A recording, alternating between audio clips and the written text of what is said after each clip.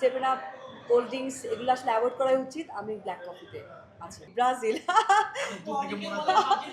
নিঃসন্দেহে বলবো Brazil. I am very excited.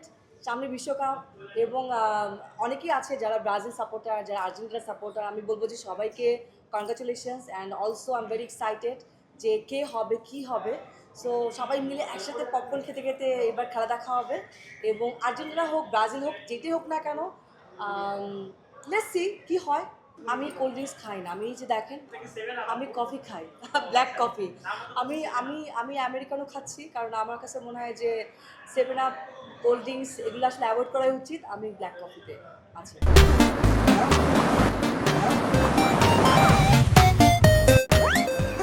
সবসময় তো প্রত্যাশা নিয়ে থাকে আসলে যে নিজের আহ, যেটা আমি সাপোর্ট করি সেই দলটা আগায় থাকবে, সেটা সবসময় একটা প্রত্যাশা থাকে। বাট মন খারাপ করতে চাই না। বেশি বেশি এক্সপেকটেশন থাকলে হয় কি, কিছু একটা ভুলভাল হয়ে গেলে বা না জিতলে তখন মন খারাপ হয়ে যায়। যেটাই হোক যাই হোক আমি এনজয় করতে চাই, আগে দেখি না মানে কি হয়।